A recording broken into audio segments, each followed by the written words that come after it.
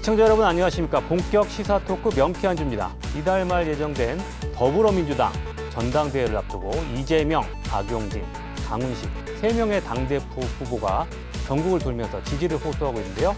오늘 명쾌한주에서는 민주당 경선과 함께 민선 8기 제주도정 첫 번째 인사 등을 중심으로 이야기 나눠보겠습니다. 네, 오늘 이 자리에 장성철 전 국민의힘 제주도당 위원장 나오셨습니다. 네, 안녕하세요. 안녕하세요. 예, 고재일 제주 팟닷컴 기자 나오셨습니다. 네, 안녕하세요. 예. 자, 그럼 지난주에 제주 지역 민주당 당대표 후보 경선 투표가 이뤄졌는데요. 더불어민주당 합동 연설회도 있었습니다. 먼저 관련 영상부터 보시겠습니다. 더불어민주당의 새 당대표를 뽑기 위한 제주 지역 합동 연설회. 제주 4.3의 완전한 해결에 최선을 다하겠습니다. 평화의 섬 제주를 대한민국의 미래를 선도하는 모범적인 특별자치도로 만들어 가겠다는 약속을 드립니다. 강훈식은 유일한 비수도권 후보입니다. 오늘 이 자리에서도 제주의 입장에서 김포공항 문제를 말할 수 있는 유일한 후보입니다. 수도권에 갇히면 우린 이길 수 없습니다. 수도권과 호남만의 기반으로는 우리는 절대로 정권 교체할 수 없습니다. 이재명 후보는 왜 아무런 해명이 없습니까? 왜 아무런 책임도 지지 않습니까? 그리고 다시 한번 지방선거 패배 원인이라고 지목받고 있는 개항을 셀프 공천에 대한 반성과 사과도 요구합니다.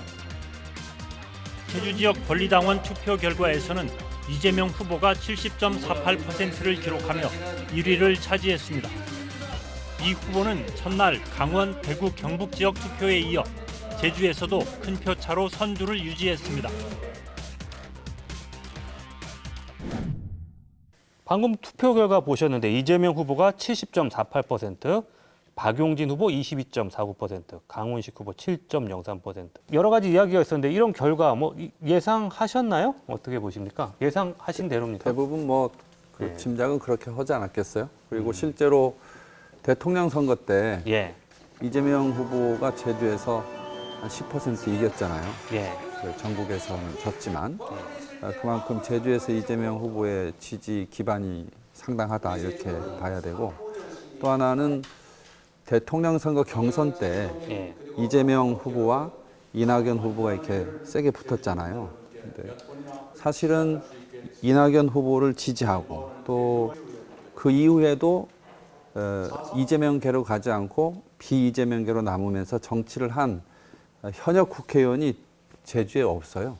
실제로 이낙연 비서실장 했던 오영훈 당시 의원도 경선이 끝나고 나니까 이재명 후보 또 비서실장으로 가버렸잖아요. 그러니까 실제로 비이재명계의 정치적 기반이 돼줄 만한 버팀목이 될 만한 현역 정치인이 없다 보니까, 국회의원이 없다 보니까 이재명 대세에 좀 힘을 실어주는 그런 배경으로 작용한 것이 아니냐. 결과적으로는 지난 대선부터 또 지방선거를 거치면서 이재명 후보의 어떤 지지 기반이 강고하게 있어 왔는데 그거를 고스란히 확인해 준 그런 결과다 이렇게 봅니다.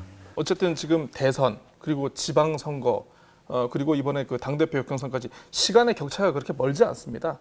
어떻게 보면 이재명 후보 입장에서는 대선 때부터 가동해왔던 본인의 어떤 선거 조직이라든가 그리고 어떤 본인이 가지고 있는 어떤 인지도 측면에서 사실 나머지 지금 당대표 이 경선을 치르고 있는 2명의 후보와는 사실 비교가 좀 약간 무의미한 측면이 좀 없지 않아 좀 있다라고 좀 보여지기도 하는데, 어쨌든 그런 대세론이 제주에서도 그대로 확인이 됐고, 어떻게 보면 또 본인의 투표에서 이렇게 좀 사표가 되고 싶지 않은 그런 당원들의 어떤 심리가 또 반영된 결과가 아닌가 싶기도 한데요.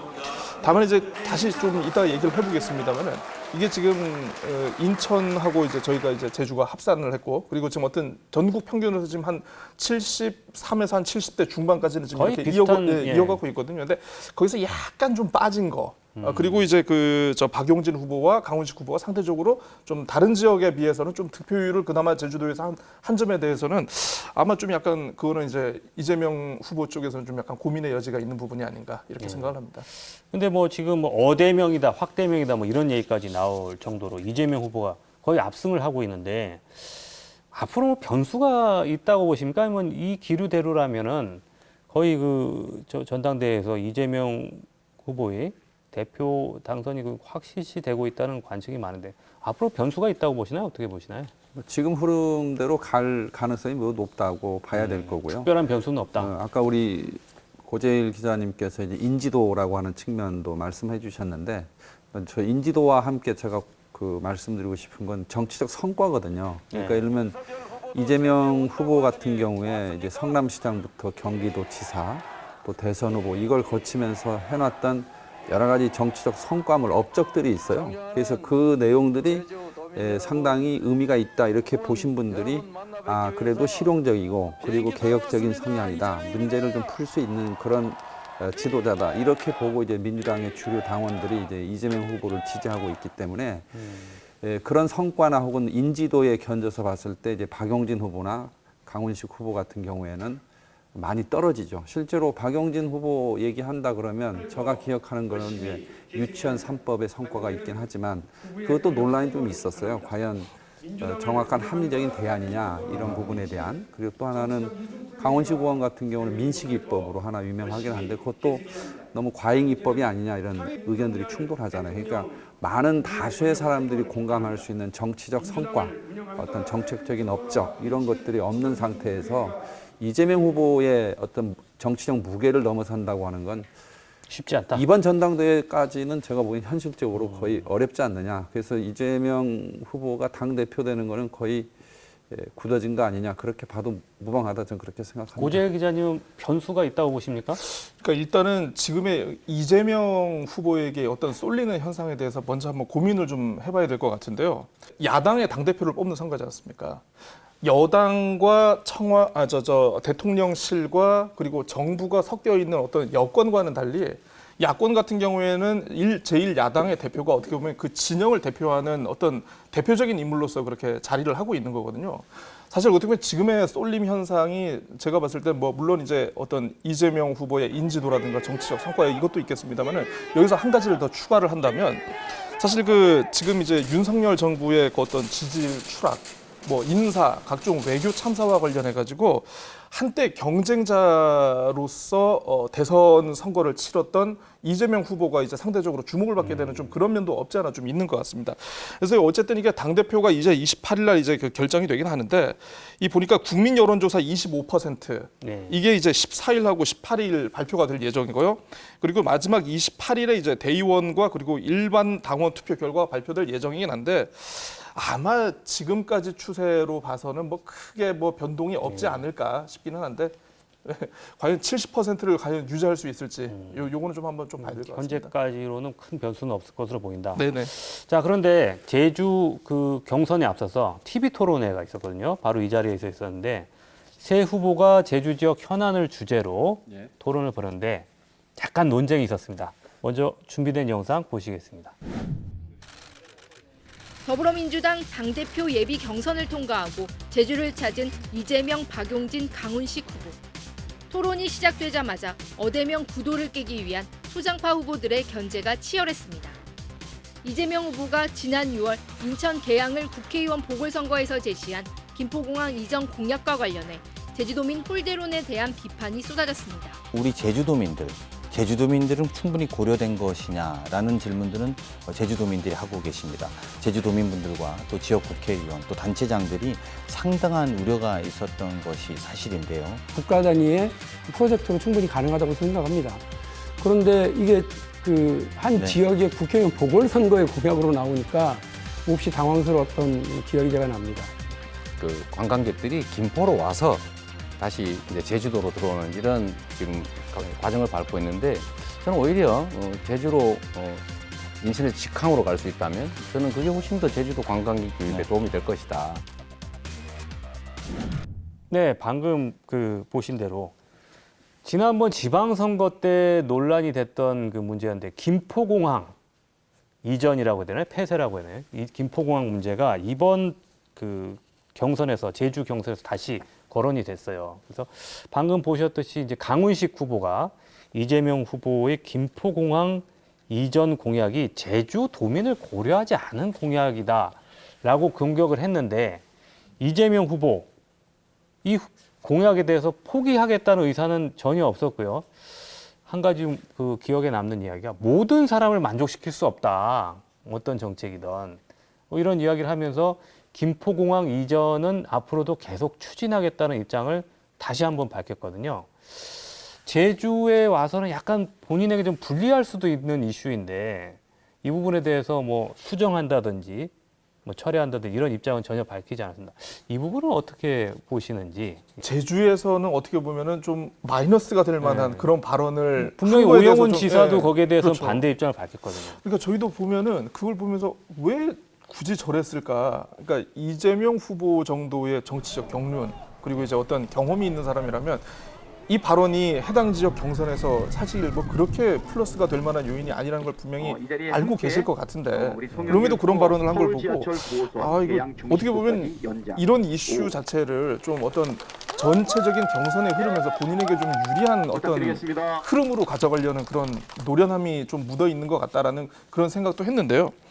이게 사실 이게 당대표 경선에서 과연 이 공항 이전 문제가 과연 시급하게 중요하게 다룰 사안인지에 대해서는 약간 좀 의구심이 듭니다만은 어쨌든 이게 뭐 지난 지방선거에서 이재명 후보 그리고 이제 그 당시 이제 서울시장 후보로 출마했었던 송영길 후보가 그때 두 분이서 이렇게 함께 제기했던 이슈이기 때문에 어쨌든 뭐 그와 관련해서 아마 관심 있게 지켜보시리라 생각입니다. 근데 참 아쉬운 게 뭐냐 하면 아까도 이제 그 강훈식 후보가 홀대론에 대해서 얘기를 하지 않았습니까? 홀대론에 대해서는 사실 뭐 나름대로 모두를 만족시킬 수 있는 해법은 없다라고 얘기를 했습니다만은 지역 경선에서 나름대로 지역 유권자와 지역 당원들에게 나름대로 내가 왜 이런 생각을 꺼낼 수밖에 없었는지 나름대로 어떤 지역 민심을 좀 다독이고 이에 대한 어떤 새로운 대안이라든가 좀 이런 거를 좀 제시할 수 있는 그런 워딩이 좀 나왔으면 좀 괜찮지 않았을까 싶은데 그 부분에 대한 좀 너무 아쉬움이 들고요.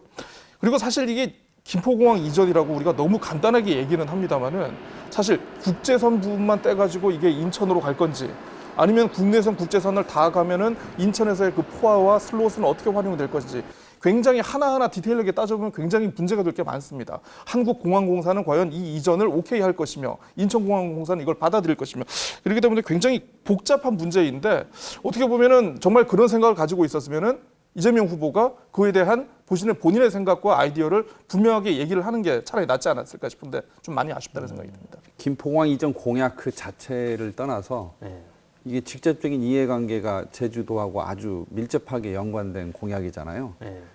그런 거를 제주도민 혹은 제주도정과 이렇게 어떤 간접적인 직간접적인 협의 절차 없이 불쑥 그때 공약을 내비친 것 때문에 제주도민들이 되게 당황하고 어떤 면에서는 좀 화나고 그랬던 게 있는데 지금도 저는 그 부분에 대해서는 유감스럽게 생각을 하고요. 근데 이제 김포공항 이전을 할 거냐 말 거냐 아까 우리 고재일 기자님 이제 깊숙이 들어간 부분도 있었지만 그거보다는 제주 전체에 지금 논란이 되고 있는 게 제주 제2공항이잖아요. 그러니까 김포공항 이전 문제하고 제2공항 문제하고 이게 연관이 돼 있어요. 그리고 오영훈 지사께서 그 국회의원 시절에 얘기했던 정석비행장 활용 대안론도 당시에 이게 연계되어 있었던 거라고 저는 판단을 합니다. 무슨 얘기냐 하면 정석비행장을 얘기할 때 주공항으로 얘기 안 하고 보조공항으로 얘기했거든요. 그 보조공항 한다는 건 기존공항 확장론하고 맥이 다 있어요. 그렇기 때문에 기존공항 확장하고 정석비행장 보조로 약간 쓰고 그러면 나머지 부분은 해저터널로 나중에 장기적으로 구상할 수 있지 않느냐. 그러니까 이재명 후보는 해저터널 얘기를 실제로 했지 않습니까? 그것의 연장선상에서 보면 김포공항은 굳이 있을 필요가 없다. 이렇게 판단한 게 아닌가 그렇게 봐요. 그래서 이 부분에 대해서는 제주 제2공항 건설과 관련된 그 정책 결정의 과정, 내용 이런 부분과 밀접하게 연관되어 있기 때문에 단순히 뭐 김포공항을 이전할 거냐 말 거냐 이런 문제보다는 정책의 우선순위, 선우 이런 걸 고려해서 제주도에 가장 이익이 되는 방향으로 제주 사회가 전 대응을 할 준비를 해야 된다 이렇게 생각합니다. 방금 그 말씀하셨는데 제2공항 문제요. 뭐 그 부분 역시 이제 그 논란이 됐는데 우리가 뭐 1등 현재로서는 1위 후보다 보니까 이재명 후보에 대해서 주목할 수밖에 없는데 김포공항 이전 문제에 대해서는 확실하게 이야기를 했는데 해야 된다. 제2공항과 해저터널에 대해서는 좀 유보적인 그런 입장을 보였습니다. 뭐 과거부터 계속 그런 입장을 유지하고 있는데 이 부분에 대해서는 왜 계속 이런 유보적인 입장을 유지하는 것일까? 여기에 대해서 어떻게 보시나요? 어쨌든 뭐 제주도 내 더불어민주당 정치인들의 갖고 있는 정치적 스탠스를 존중하고 그거와 함께 가야 된다 하는 판단을 했기 때문에 제주 제2공항에 대해서는 찬반 입장을 하는 것보다는 어쨌든 좀 중립적인 그러면서 도민 의견 수렴이라고 하는 게 레터릭으로 넘어간 그런 측면이 있고 해저 터널은 분명히 그 긍정적인 방향으로 말씀을 했어요. 그러니까 그것도 뭐 입장을 안 밝힌 게 아니라 제주 해저 터널은 가능하면 해보겠다 이런 방향의 정책을 발표를 했었고요. 그래서 이게 아주 연동되어 있기 때문에 아마 오영훈 도지사가 도정을 이끌면서 이 부분에 대해서 여러 가지 고민이 많을 걸로 저는 생각을 합니다. 그래서 실제로 현재까지도 오 지사께서 제주 제2공항에 대한 뚜렷한 입장을 현재까지 아무 말씀을 거의 안 하시잖아요. 그러니까 이런 부분들이 걱정이 많이 되고요. 꼭 이 말씀을 하나 드리고 싶은 거는 제2공항 이슈로 좀 넘어가긴 하지만 성산 입지 예정지 결정되기 전에 제주 제2공항을 한다든지 공항을 확충한다든지 하면 한 70~80% 도민들이 다 동의하잖아요. 근데 구체적인 입지로 들어가면 어느 곳을 하더라도 지금 정도의 찬반 구도는 반드시 나올 수밖에 없다 하는 점을 제가 꼭 말씀드리고 싶습니다. 네, 고재일 기자님은 이재명 후보의 그 제2공항과 해저 터널에 대한 발언들 어떻게 보시나요? 김포공항 얘기를 할 때만 하더라도 김포공항 이전 또는 폐쇄 논란에 대해서 뭐 단기적으로는 혼란이 있겠지만 장기적으로는 필요한 일이다 이렇게 얘기를 하셨단 말이에요. 그리고 이제 아까 얘기를 하셨지만 모든 이해관계자를 만족시킬 수 있는 해법은 없다. 그럼 사실 따지고 보면 제2공항과 그러면 해저 터널 역시 같은 선상에서 등치시켜가지고 볼 수 있는 그런 이슈거든요. 사실 그거에 대해서 당대표 후보자 그리고 사실 이재명 후보 자체가 굉장히 어떤 이슈에 대해서 빼거나 피하거나 뭐 나름대로 이제 이런 거 없이 자기의 소신과 생각을 좀 약간 거침없이 과감하게 좀 얘기하는 그런 스타일이지 않습니까? 그럼에도 불구하고 제2공항과 해저 터널에 대한 얘기를 굳이 하지 않은 거는 아까 이제 장정 위원장님 얘기하셨지만은 어떻게 보면 지역 정치권 어떤 민주당의 어떤 좀 약간 딜레마적인 상황을 좀 약간 배려한 상황이라고밖에 좀 생각할 수 없는 그런 여지가 있는 것 같습니다. 이재명 후보를 그 추격할 97그룹 박용진, 강훈식 두 후보 단일화도 거론이 됐었는데 현재로서는 뭐 그런 가능성은 좀 낮아지고 있는 모양새고요. 여기서 뜻하지 않은 논란이 또 하나 나왔어요. 제주 지역 합동연설회에서 이재명 후보가 노룩 악수 논란, 그 박용진 후보에게 박용진 후보가 정견 발표를 끝난 뒤에 악수를 청했는데 핸드폰을 바라보면서 악수를 했거든요. 그래서 이 부분이 뒤늦게 제주 합동연설회에서 보여준 이재명 후보의 모습이 논란이 되고 있는데 이거는 어떻게 봐야 되나요? 이건 계산된 어떤 그 액션으로 봐야 되나요? 아니면 뜻하지 않게 노출된 걸로 봐야 되나요? 계산된 거라고 봐요. 아, 어떤 계산이 있다고 보십니까? 이분이 뭐 정치를 한두 해 한 것도 아니고 대선 후보까지 거치신 분인데 그러니까 이제 박용진 너 기분 나쁘다. 너 내가 언제 셀프 공천했냐. 방에서 나가라고 해서 내가 나갔지. 그럼 매일 네거티브만 하냐. 나 그렇게 싫으냐? 나도 또 싫어. 우리 지지자들이 내가 너 싫어하는 거 알아야 되거든. 그래서 이렇게 한 게 아니냐. 그렇게 보고. 다 계산된 액션이었다. 예, 그렇죠. 그리고 그러면서 지지자들한테 박용진 후보나 이런 거에 대한 고립화 작전을 은근히 해달라고 요청한 거잖아요. 그래서 결국은 지금 박용진 후보가 파저티브한 아젠다로 당내 경선을 이끌어야 되는데 제가 보기에도 뭐 세대 교체를 외치거나 시대 교체를 외치려면 시대 정신을 내세워야 되잖아요. 그런 부분에서는 이재명 후보를 넘지 못하고 계속 부정적인 아젠다들을 갖고 이게 경선을 치르다 보니까 그것도 또 이재명 후보 입장에서는 그 개인의 인신공격성으로 이렇게 비친 면이 있을 거예요. 그래서 그게 좀 기분 나쁘다 하는 걸 아주 노골적으로 드러낸 건데 이제 또 논란이 되고 나서 바로 다음날 이렇게 사과해서 잠재우고 그래서 자기가 얻고자 했던 정치적인 의도 다시 말하면 박용진 후보에 대한 그 불만을 대중들이 정확히 자기 지지자들이 알아주길 바라는 그거는 얻었기 때문에 이재명 후보가 이걸로는 정치적으로 상당히 이긴 거죠.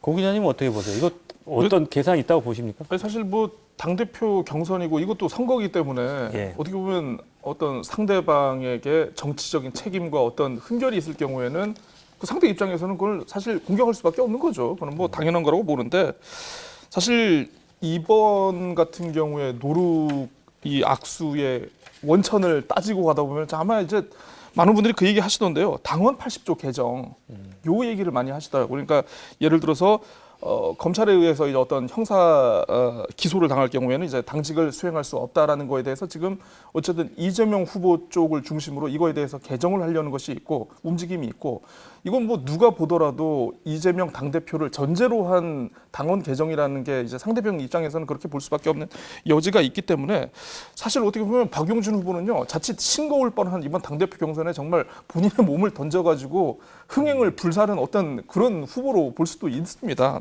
근데 좀 다만 좀 아쉬운 게 뭐냐면 정치인이다 보니까 아까 이제 김포공항 이전도 그렇고 제2공항도 그렇고 어떤 선택을 하게 되면은 사실 그 선택의 반대쪽에 있는 어떤 민심, 표 이건 이럴 수밖에 없겠죠.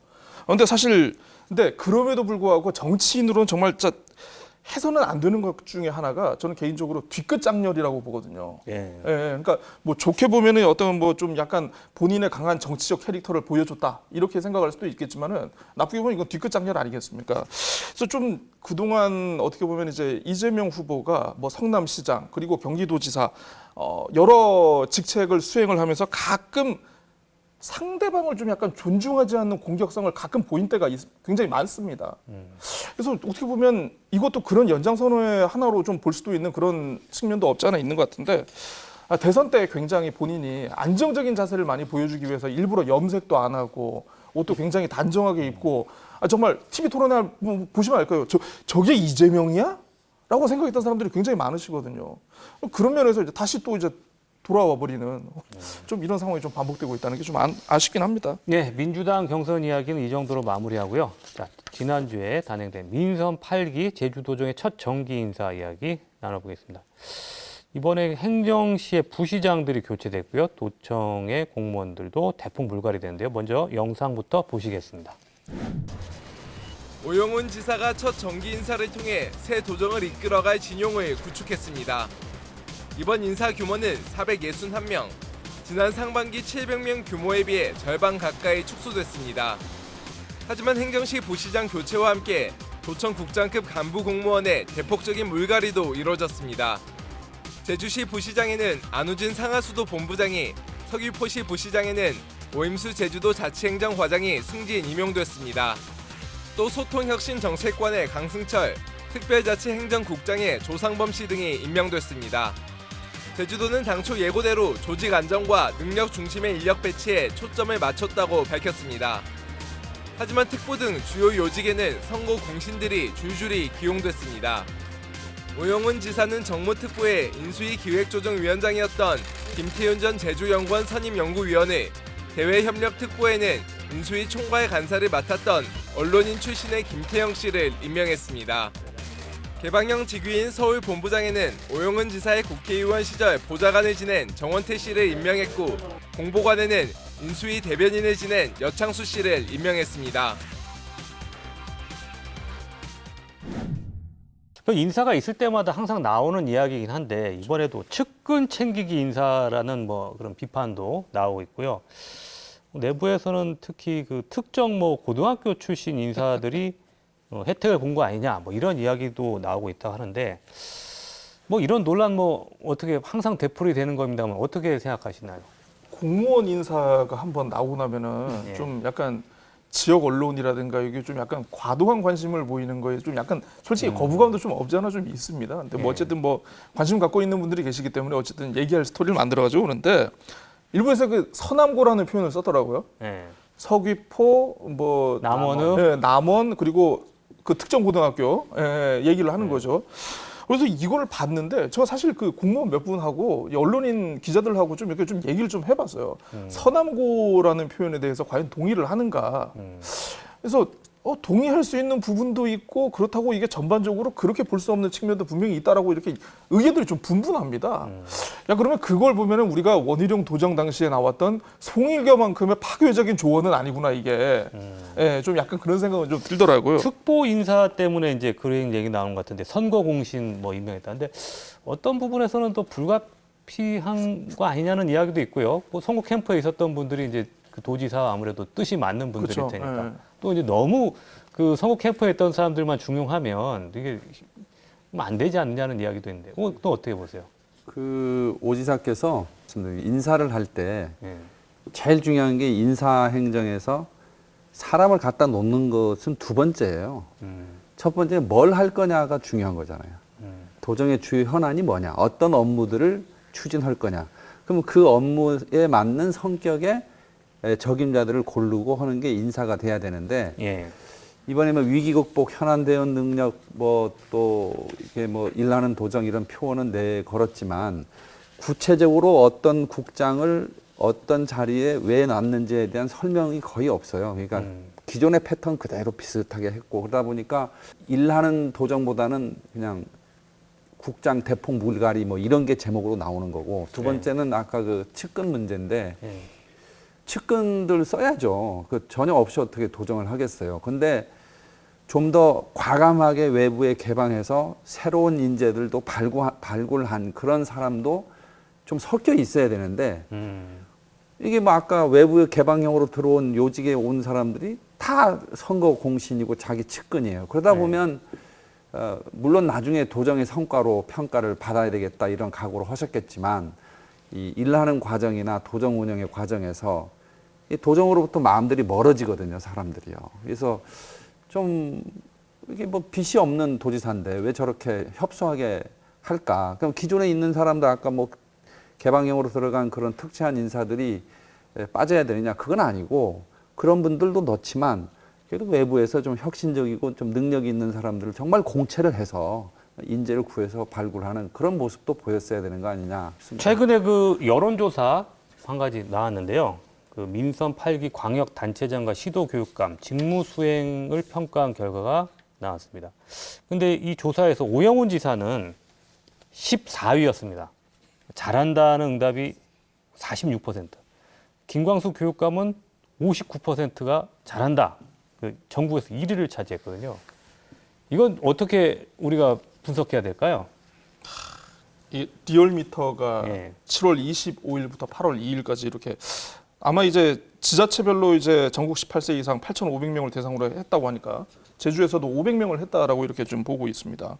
지금 이제 오영훈 지사 같은 경우에 거의 10% 정도가 빠졌는데, 도대체 취임 후 한 달 동안 도대체 오영훈 도지사에게 무슨 일이 있었을까? 제가 나름대로 이게 좀 훑어봤거든요. 뭐 항포구 선박 화재 있었고요. 뭐 그리고 이제 뭐 산남 집무실, 영빈관 추진 논란, 뭐 이런 거 있었고, 동부 하수처리장 뭐 증설 공사 있었는데 마이너스만 있었던 게 아니고 역대급 추경. 그리고 도민 1인당 10만 원의 재난지원금 지급 같은 사실 플러스가 될 만한 요인도 많이 있었는데 갑자기 빠져버린 거에 대해서 사실 이 여론조사만 가지고 판단하기 어려운 측면이 분명히 있습니다. 그렇죠. 근데 다만 이제 그 아까 주제에서 얘기를 했지만 도의회 의장과 그리고 국민의힘 제주도당까지 비판을 했던 어떤 인사, 뭐 캠프 출신 인수위원이라든가 정신인 이런 거 관련해 가지고 오영훈 도정도 똑같다라는 어떤 인식, 부정적인 인식과 더불어서 그 어떤 지자체에 관련해 가지고 좀 약간 뭐 바라는 거에서 뭐 부동산 뭐 그리고 이제 지역 경제 활성화 이런 대답들이 상위에 올라왔거든요. 그런 면과 관련해 가지고 좀 연동된 것이 아닌가, 지지율이 빠진 것이 아닌가. 장성철 위원장님은 원인 뭘로 보십니까? 전 크게 두 개로 나누고 싶은데, 첫째는 아까 고 기자님 말씀한 게 있어요. 과거 도정 패턴하고 다른 게 뭐냐. 근데 도민들이 그걸 체감을 못 해요. 뭔가 확실히 바꾸겠다라고 해서 뽑았는데, 취임했는데, 뭐 과거에 비판을 받았던 도정들의 행태하고 뭐가 다른 게 없지 않냐. 인사요? 뭐 인사죠. 아주 대표적으로. 그게 좀 크게 작용하고 있다고 보고, 두 번째는 이 자리를 빌어서 오영훈 도정에 꼭 좀 드리고 싶은 얘기인데, 대형 목표가 없어요. 도정의 주요 목표가 보여야 되거든요. 근데 15분 제주, 그 뭐 애매하다고 많은 비판 받고 있고 제주형 기초자치단체 도입 그 영규 용역 과정에서 자당 도의원들한테 문매를 맞았고 지금 뭐 상장기업 20개 유치 어떻게 할 건지에 대한 로드맵 안 보이고 그러면 이게 도지사 때 선거 때 나왔던 주요 공약 몇 개가 벌써 무너진 거 아니냐 하는 비판이 나올 수 있는데 도정의 주요 아젠다가 없다. 이거에 대해서 답을 못 하는 거 아니냐. 그래서 도민들이 도대체 오영훈 도정이 어디로 가냐, 뭘 할 거냐, 이거를 인식을 못 하고 있어요. 그래서 이 부분에 대해서는 저는 이게 그 위기의 가장 큰 원인이 될 수 있다고 보고 이거를 제대로 접근해서 빨리 리모델링을 해서라도 도정의 주요 정책 목표나 아젠다가 도민들하고 이게 공감대가 될 수 있는 수준까지 끌어올려야 된다. 그게 도정 지지율을 일정 정도 끌어올리는데 굉장히 중요할 것이다. 그 말씀 드리고 싶습니다. 마지막으로 한 가지 이슈 짚고 넘어가겠습니다. 제주 무사증 입국 제도가 최근에 재개됐는데 최근에 무단 이탈, 불법 체류, 불법 취업 이런 사건들이 잇따르니까 법무부가 전자여행 허가제를 제주로 확대 적용하는 방안을 추진하고 있거든요. 이 부분 필요하다고 보시는지 간략하게 두 분 의견 들어보겠습니다. 어떻게 보시는지. 사실 옛날 원희룡 도정 당시에도 한번 무사증 존폐 논란과 관련해 가지고 도민사회에서 굉장히 뜨거운 논란이 있었지 않습니까? 그 성당 살인 사건과 관련해 가지고 사실 그때도 무사증 폐지를 건의하려고 하다가 고민 끝에 원희룡 도정이 하지 않았습니다. 그걸 보면 분명히 제주 전체적으로 관광시장 전체적으로는 무사증은 분명히 갖고 있어야 되는 어떤 제도적인 혜택임이 분명한 것 같은데요. 근데 다만 이제 최근에 최근 2, 3년 사이 이제 코로나 확산이라든가 뭐 어떤 우리가 알 수 없는 새로운 팬데믹이라든가 새로운 질환에 대한 우려가 굉장히 커지고 있는 상황에서 어쨌든 정부도 그와 맥락을 같이 해가지고 좀 약간 사람의 이동, 국경 간의 사람의 이동을 좀 약간 보다 강화하려는 그런 취지가 아닌가 싶은데 좀 논의 과정을 전도 좀 더 지켜봐야 될 것 같습니다. 네, 장성철 위원장이 관광업계는 좀 반대하고 있거든요. 어떻게 보세요? 우선은 다른 지자체 요구사항을 보면 무비자 무사증 제도가 제주도에는 이익이다라는 걸 반추해 볼 수 있는데 양양공항이라든지 또 대구라든지 이런 데들도 무사증 제도를 해달라고 해요. 근데 안 해줘요. 왜냐하면 지리적으로 문제가 더 심각해지기 때문에 제주도는 섬이기 때문에 이게 가능한 그렇게 해서 이제 특례 제도를 제주도가 특별법에서 받아온 거니까 그런 이 장점의 취지를 잘 살리는 게 중요하고 두 번째는 과연 이게 전 세계 한 180개국 이상 전부가 노비자 제도로 돼 있거든요. 선택적으로는 할 수 없겠느냐. 제주도의 노비자 제도를 하는 게 제주 관광산업의 발전이나 또 교류, 개방 뭐 이런 차원에서 하는 건데 과연 우리 제주 지역에서 노비자 제도를 줘야 될 지역 혹은 국가들을 선별해서 그런 걸 법무부에 건의해가지고 무사증 제도 고시 내용에 선별적인 나라들을 정해서 무사증 제도를 하는 건 어떤가. 그거에 관련된 연구나 논의가 좀 필요하지 않느냐 그런 생각을 하고 있습니다. 네, 오늘 두 분 말씀 고맙습니다. 네, 수고하셨습니다.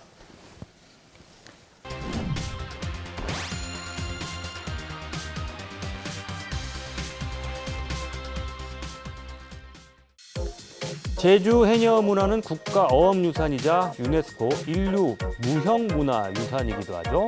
아주 중요한 제주의 역사입니다. 그런데 제주 해녀는 옛부터 수탈과 착취의 대상이었다고도 하는데요. 1930년대 일제강점기에 항일운동을 벌이기도 했습니다. 오늘 제주 해녀 항일운동에 대한 자세한 이야기 부용식 제주 해녀 박물관장과 함께 나눠보겠습니다. 예, 부용식 관장님 안녕하세요. 네, 예. 반갑습니다. 예, 제주 해녀 항일운동이 올해로 90주년을 맞았는데 제주 3대 항일운동 중 하나이자 우리나라 최대 어민운동, 특히 여성들이 주도한 항일운동으로서 그 의의가 매우 크다고 합니다. 먼저 관련 영상부터 보시겠습니다.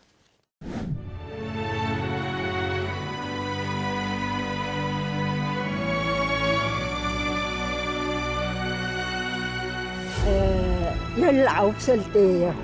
19살 때에 다 착취해버려서 우리에게 돌아오는 건 지정 가격이 반밖에 안 돼요. 그래서 처음에 기초가 돼서 해녀 사건이 됐어요.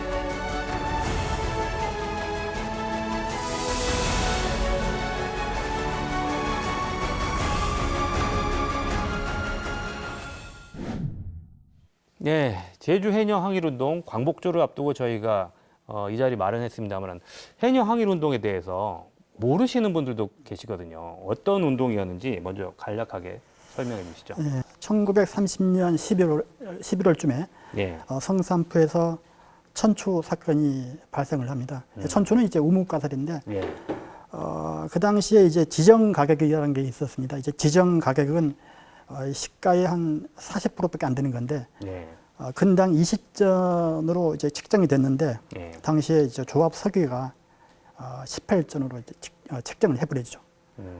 그래서 그런 문제가 있었고 그 이후에 31년도에는 또 하도리에서 이제 전복 사건이 또 발생을 합니다. 마찬가지로 이제 지정 가격을 이제 터무니없이 좀 깎아버리는 거죠. 그러다가 이제 1932년도부터 차츰 그런 집회가 있으면서 소금위에 비공개로 하면서 이루어지다가 1931년 12월 20날 하도리 해녀들이 중심이 되어서 제주도 해녀어업조합 사무실이 있는 예. 제주 삼도로에 있었는데 아마 지금의 이제 목과나 옛날 그 제주 도청 그이라고 판단이 되는데 점거 농성 계획을 수립을 합니다. 그래서 예. 하도리에서 제주읍까지는 이제 걸어서는 거리가 꽤 되는데요. 한 8시간, 예. 9시간 내에서 바다로 해서 바다로 선문동 포구 바다로 해서 발동선을 타고서 점거 농성을 이제 시도를 합니다. 예. 그러나 12월에 제주의 날씨는 매우 매섭고 파도도 드세서 배를 타고 가다가 한 2시간 만에 이제 회항을 하게 돼요. 그래서 해상을 통한 이제 그 점거 계획은 이제 보류시키고 다음 연도 1932년 1월 7일이죠. 예. 그날은 세월이 5일장이었습니다. 예. 5일장으로 이제 집회가 해녀들이 자발적으로 이루어진 거예요. 그래서 전해 바다로 통해서 이제 점거 농성 계획이 안 됐으니 이제 걸어서 점거 농성을 가고 우리의 요구 조건을 관철시키겠다고 하는 그런 상황에서 5일장에서 이제 모여서 예.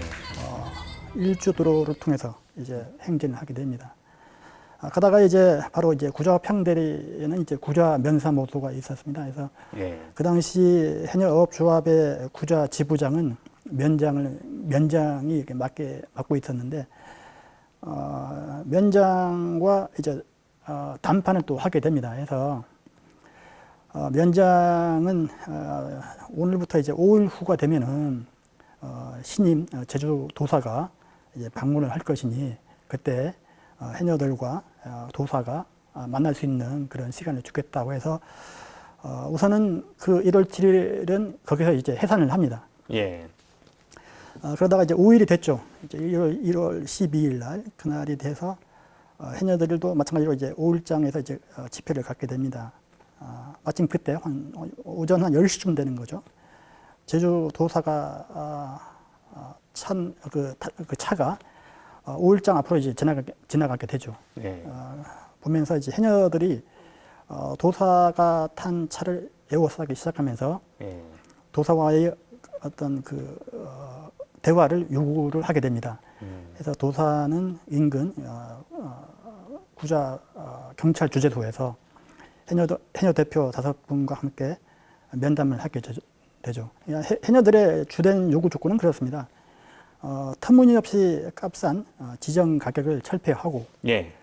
그리고 조합비 어린 해녀들이라든지 나이 드신 이제 해녀들에 대한 이제 조합비도 면제를 하고, 그리고 어떤 입어로에 대한 이제 그것도 이제 해결을 해달라고 하는 아주 단순한 그 생존권, 기본적인 이제 생존을 위한 그런 요구 조건이었죠. 그러다 그 자리에서 도사는 답변을 하지 않습니다. 5일 후에 그걸 처리를 해주겠다라고 하는 그런 말만 놔두고 이제 떠나버리게 되죠. 그러나 제주도 해녀업조합에서는 그 요구 조건에 대해서 어떠한 조치도 없이 대대적인 일제에 의한 검거 작업이 이루어집니다. 그래서 예. 1월 24일부터 26, 27 우도, 그다음에 중달리까지 그런 대대적인 검거 선풍이 있고 나서 그 이후로는 뭐 해녀들뿐만 아니라 옆에서 지원을 해줬던 지식인들도 다 이제 검거가 돼서 어느 정도 사건은 마무리가 됩니다. 하지만 이 사건은 일제강점기에 여성이 중심이 된 최대 규모의 항일 운동이고 무지한 우리 제주 여성, 제주 해녀들이 중심이 되어 일으킨 민중적 항쟁이라고 이렇게 볼 수가 있습니다. 이번에 그 90주년을 기념해서 해녀박물관에서 특별 전시회를 진행한다고 하는데 어떤 취지로 기획하게 되신 건지 먼저 말씀해 주세요. 올해가 이제 해녀 항일 운동이 일어난 지가 90주년이 되는 해입니다. 그래서 제주 해녀를 이해하기 위해서는 제주의 역사, 문화, 자원을 어느 정도 이해를 해야만 정확히 제주 해녀를 알 수가 있는 거죠. 그런데 그 역사, 제주 해녀 항일 운동의 역사가 그동안 우리 국내에서는 많이 알려지진 못했습니다. 우리 뭐 도내에서도 그렇고.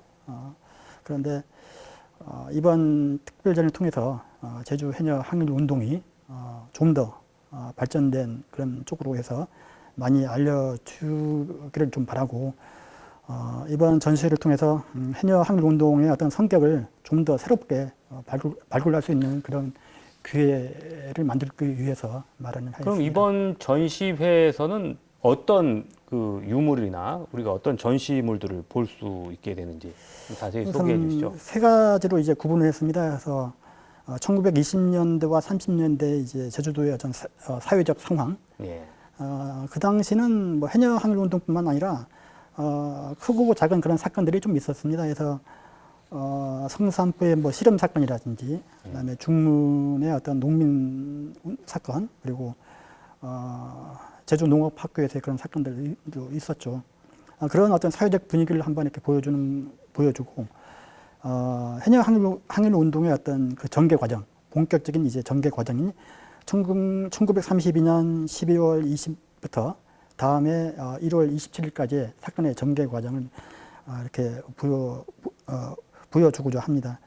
또 이와는 또 별도로 또 우리 이번 특별전에서 좀 새롭게 이제 발굴을 한 건데 해녀 노래가 있습니다. 그래서 해녀 노래는 우리가 알고 있는 어떤 그 전통 노동요가 아닌 해녀 항일 운동이 일어날 그 시기에 우도 출신의 강관순 선생이 직접 만드신 해녀 노래인데 해녀의 그 아픔과 어려움을 가사에 절절히 표현을 했습니다. 그래서 이 해녀 노래가 해녀 항일 운동이 일어날 그 시기에 혹시나 이제 불려지지 않았을까 하는 그런 추측하에서 문제 제기하는 그런 차원에서 한번 전시에 좀 집어넣었습니다.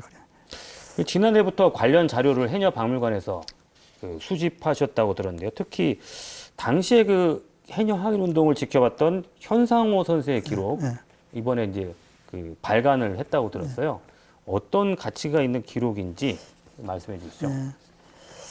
현상호 선생은 1914년생으로 구좌 파도르에서 이제 출생을 하였습니다. 그래서 젊어서 일본으로 이제 넘어가서 오사카에서 주물공으로 이제 활동을 합니다. 생계를 위해서 이제 생활을 한 거죠. 그러면서 셋집 살림살이 하는 사람들의 모임이라고 하는 그런 모임도 만들면서 나름대로의 어떤 오사카에 이주해서 생활하고 있는 우리 조선인들의 어떤 그 생활들을 이제 대변해 주기 위해서 어떤 문제점도 이제 제기하고 개선 사항들을 만들기 위해서 나름대로 이제 활동을 합니다. 그러면서 1930년대 해서 일경에 의해서 2번 정도 치안 유지법으로 투옥도 되죠. 근데 이분이 1950년 9월에 제주도 해녀 투쟁의 사실이라고 하는 제주도 해녀 투쟁의 사실이요. 예. 이 논문을 이제 발표를 합니다. 이 논문 속에는 해녀 항일 운동의 전개 과정, 1931년 12월 20일부터 다음에 1월 24, 26, 27일까지의 전개 과정을 아주 세세하게 기록해 놓았죠. 굉장히 해녀 항일 운동을 연구하기 위한 가장 중요한 자료인 거죠. 그래서 이 논문은 뭐 지금 뭐 시중에 나와 있긴 하지만 본격적으로 이제 일반 대중에게 공개가 된 적은 없었습니다. 그래서 이번 특별전을 통해서 약간 좀 이제 번역을 해서 번역을 했군요. 이 국한문 혼용체인데 뭐 한자가 뭐 그렇게 어렵지는 않아요. 그래서 어법이라든지 뭐 어떤 띄어쓰기 부분들을 이제 현대 어법에 맞게끔 약간 좀 수정을 하고 일반인들이 좀 쉽게 이해할 수 있도록 해서 정리를 하였습니다. 그래서 이번 특별전에 이걸 이제 공개할 그런 계획이 있습니다. 뭐 이 밖에도 뭐 새로 발굴된 자료라든지 우리가 주의 깊게 봐야 될 자료들이 있을까요? 네, 그래서 1930년대 구자면 당시는 이제 구자면 해녀 하도리 세와리 해녀분들이 어떤 항쟁을 위해서 왔다 갔다 했던 드나들었던 그 길이 있었을 거 아닙니까? 하지만 이제 90년이 지난 지금은 그런 흔적들이 없죠. 해서 우리 한번 상상을 한번 해보고 그 지역에 사시는 어르신들을 몇 분 이렇게 모셔서 그 증언을 토대로 해서 1930년대와 60년 그 사이에 세와리 옛길을 한번 만들어 봤습니다. 그래서 과거의 그 옛길과 지금의 옛길이 어떻게 바뀌었는지 이렇게 볼 수가 있고 그런 옛길을 통해서 또 새로운 어떤 그 지역의 문화 자원으로서 이용할 수 있게끔 그런 지도도 지금 만들어 놓았습니다. 예, 체험 프로그램을 운영한다고 들었어요. 네, 그렇습니다. 체험 프로그램도 지금 운영을 하고 할 그런 계획인데 우선은 초등학교 어린이들을 대상으로 한 이제 불턱 만들기 그런 교육 프로그램도 있고 깃발 학교 비창반이라고 해서 이제 비창을 만드는 그런 체험 프로그램도 있습니다. 그리고 공연도 저희가 준비를 하고 있습니다. 그 공연은 1983년 탐나민속연구회와 순우름이라고 하는 이제 청년 단체죠. 그 단체에서 이제 공동으로 제작한 이제 마당극 대본인데 존요풀이라고 그 내용을 가지고 이번 한번 이제 3번 정도 해녀 항일 운동과 관계된 그 내용으로 해서 이제 공연을 할 그런 계획이 있습니다. 예, 마지막으로 뭐 하시고 싶은 이야기 해주시죠.